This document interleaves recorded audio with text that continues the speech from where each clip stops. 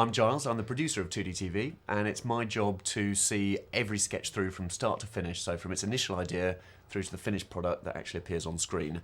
So this should give you some kind of an insight into how we do that. All right, well, not that. Arnie's bedroom, then. Okay, Arnie's bedroom. Oh, there's some... yeah. No. The screen's dead. Okay, Arnie's No bedroom. ideas at all. On the wall. Ideas for Arnie's bedroom, please. A picture of his... Oil, massage oil everywhere. That's good. Picture of his parents. Huge... Is it like Brunhilde. Brunhilde? Alpine scene. Well, he's doing the snoring and dumbbell action with one hand, so... Yeah, well, the other hand.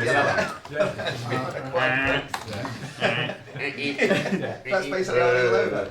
So let's just block through the rest of the sketch. Okay, so he twists the handgun, Yeah. the whole wall slides back, massive arms clash, blah, blah, blah. So he tools up. He tools up. I'll just... Do we see him putting all Lock the it weapons on? we'll probably do it with the sound effects so we can avoid, Okay. actually.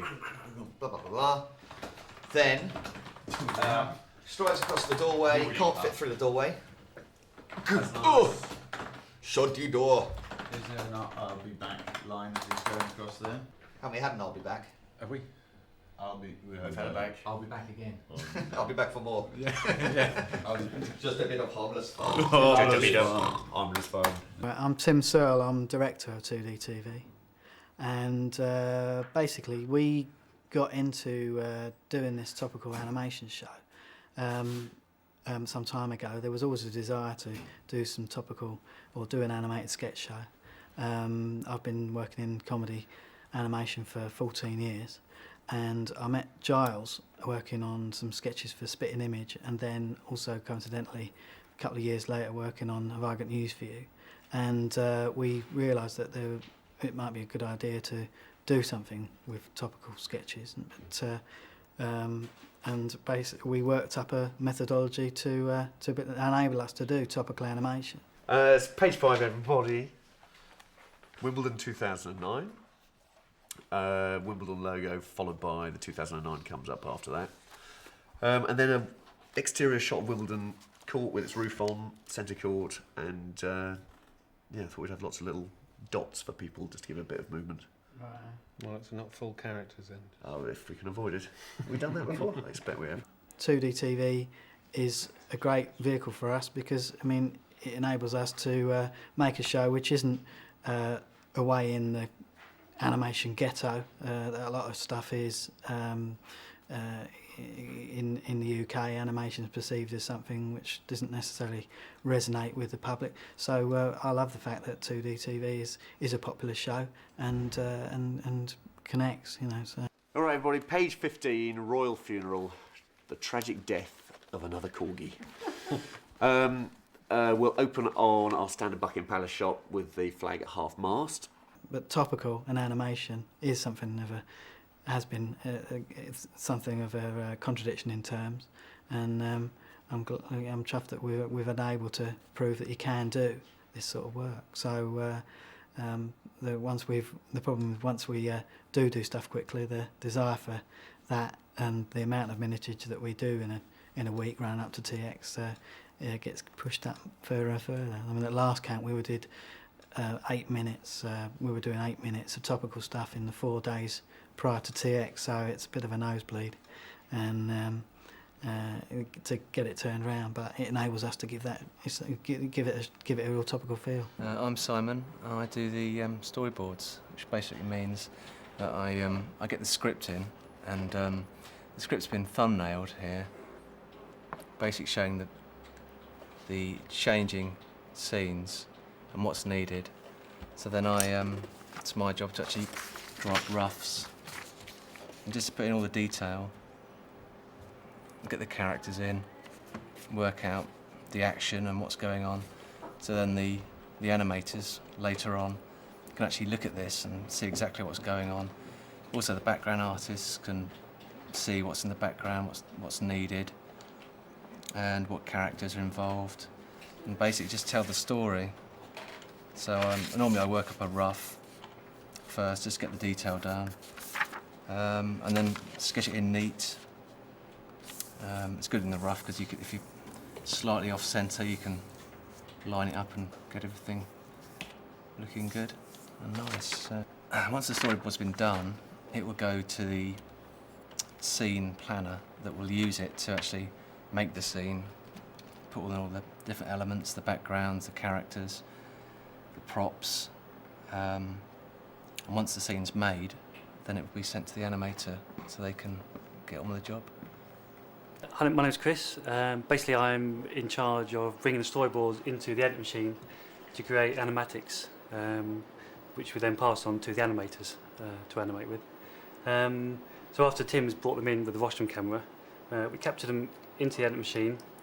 So we have the whole series of stills from the storyboard in individual frames, and then we place them together with the audio, which is the final audio track with all the characters on. And then we can basically drag all the individual frames up onto the timeline, place them above the audio. From this we can play with timings and duration, and create different lengths of the scene and kind of work out where to put holds and pauses. And then once we've got a whole timeline full, kind of keep referring back to the storyboard, we basically get that approved, and once that's approved, the timings and the audio are all sent off to the animators so they know exactly how long to animate each sketch. My name's Sean Blake, and my official title, I suppose, is studio manager. One of the major parts of my job is, once we receive the scripts, is to go through each sketch, break it down into characters, backgrounds and props that are all required for that sketch. And then I can send lists to the art workers, and they'll do up all the artwork by hand that is needed for that sketch. We'll then get that back from them, scan that in to the computers, which then is passed on to Emily's side of things, and then that's all then coloured up, and all the characters are made from the pieces of artwork that we receive, and then that's all brought together by the scene planners downstairs, and then all the various scenes for a sketch. The sketch may be divided up into 5 or 10 scenes, and once we get all those ready, Chris then divides the sound up for that, and then I can bring that all together and send that out to our various animators. That some of them work at home, some work in London. We've got an animator that works in Falmouth, another one that works in San Francisco.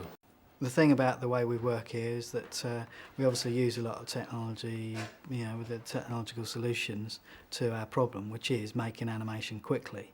But what I'm particularly proud of is that the team of people we've got are animators first and foremost. They've got an understanding of traditional approaches, and then they use the tools that they need, the contemporary tools, to facilitate making topical work. And it's not necessarily a bunch of computer geeks that can slide things around. They're proper animators that understand comedy timing and weight distribution and what have you, and the character builders of good artists, and we spend a lot of time making sure that the line quality, the original dip pen line quality, is retained throughout, giving it that drawn feel. Although we use a lot of the digital tools, we try and do it in an invisible way. My name is Paulina, and I do the research. I'm the researcher for 2D TV.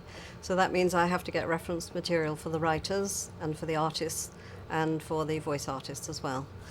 One of the storyboards has come in about the WMD tunnel, which is Blair on a missile going underground, hoping to end up in Baghdad, or Bush ending up in Baghdad, but in fact he ends up in London Zoo. So I've been sourcing material of the Snowdon's aviary and various other parts of the London Zoo for the artists.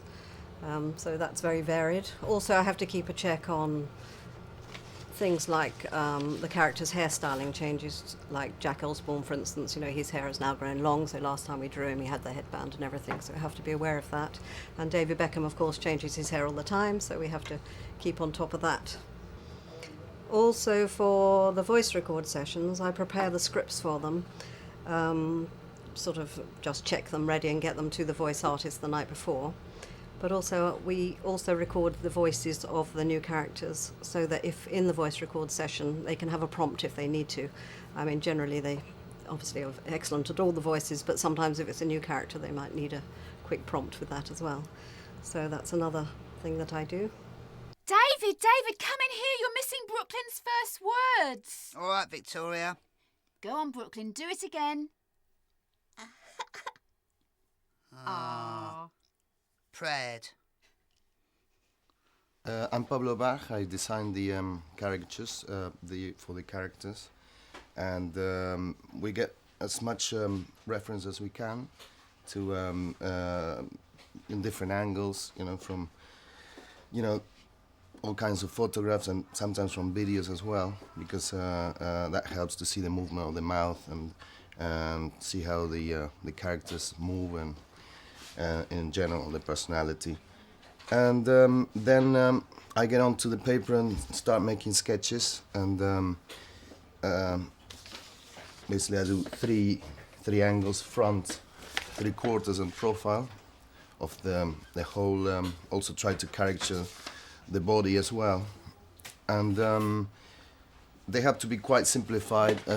I try to use as few lines as possible. At the beginning of the program, me and Giles, we tried to come out with a style that we both kind of adapted to. I mean, it was started like closer to Giles' style, and we sort of came out with a sort of satisfactory sort of merge. I mean, I personally come from. I have a very sort of three-dimensional way of drawing, because I'm also a sculptor. Well, these had to be made very quickly, actually, because I tried to sort of not get too bogged down into the like details and stuff, and try to make them as energetic as possible. So I usually take I might take an hour. And then if I like it, I keep it. If not, I start again. I used to work for Spray Image and making the puppets, so I see everything in a very three-dimensional. So the challenge is to try to get the illusion of three-dimension into 2D TV. Hi, I'm David Lewis, the background artist for 2D TV. I'm Paul Kemick, also background artist for 2D TV. Our job is basically to take, if I take you through the process, we'll often be given thumbnail sketches of the scripts. Sometimes if we're in a big hurry, for example during topical weeks, we might just have this to work from. But if things are running with a more leisurely pace, more detailed, we get something like this, which with a couple of very good storyboard artists, James and Simon, who'll be able to put quite a lot of humour into the thumbnail sketches. And from that, Paul and I then divvy up between us which bits we do the best.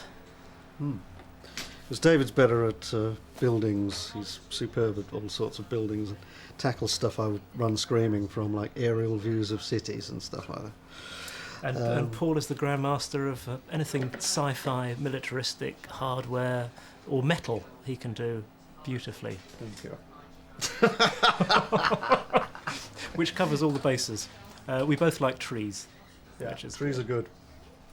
The other thing that we often do, apart from backgrounds, is also once Pablo has done a character, quite often there'll be reason for a character to be adjusted or interpreted in some way. So, for example, we've taken Pablo's Arnold Schwarzenegger for a sketch for the upcoming series. This is Arnie's mum. So we got various bits of reference and did her as a kind of German Hausfrau circa 1940. And then from there we then take the pictures over to Una, who will do various mouth movements and give the animators everything they need to make Arnie's mum a reality. Some things we can use the same. Arnie's arms, I think, are the same, the neck and most of the facial features. But we'll put alternate mouth movements on for the lipstick and for the eyelashes. I'm Una, and I do various bits and pieces here, but my main job would be I'd ink up Pablo's characters, and then I also do the animation on the mounts, and I work a lot with David and Paul, doing bits and pieces of in-between animation. And for their mouths, there would be about 15 main mouth shapes for each character. That would cover all the speech and some various expressions as well. And once they're inked up, they get sent up. They get scanned into the computer and get sent to Emily, and then she'll colour them up. My name's Emily, and I've been working for 2D TV for just over a year, and my job is colouring in the backgrounds and characters. This is how it comes in its raw form, so I just colour it in. Once we've finished colouring in, they then go downstairs. Hi, I'm Tim. I take the images that Emily's coloured in Flash, and I help everyone else in the office who works on characters to understand how the joint technology works, and to help them split up the characters and turn them into animatable puppets that then can be given to the animators and animated from there. My name's Christian Chessel. I'm one of the animators on 2D TV. Been at the production for about 3 years now. I worked on the pilot originally, and I've been here ever since. What the basic process is, we're pretty much the last link in a chain. We end up getting all the scenes once the characters have been built and the designs have been drawn up, and we'll get it all set up on a one-frame shot, and then we'll listen to the soundtrack and then extend the scene to fit the soundtrack and pretty much animate to that. And these are the puppets that we get, and we can pretty much just move them around quite easily and quickly, and it's pretty much the reason why we can churn out some good animation in a very short space of time. It's a nice setup because everybody is, very much involved in the design process from the writing all the way down to the character design to the animation. Everyone has some sort of input to each other's area, and so David or Pablo will come over and ask us questions about how the character should be made. They'll then be sent to 2D TV, where the characters will all be constructed and put together and coloured up, then all sent back down to us in the space of a day or two, and then we can then animate about 20 to 30 seconds in a day, a couple of days sometimes, depending on how many are actually in the scene that we have to animate. In this one, for example, I've got just 2 characters, so this one has taken me about a day and a half to do. It's about 20 seconds scene, so it's a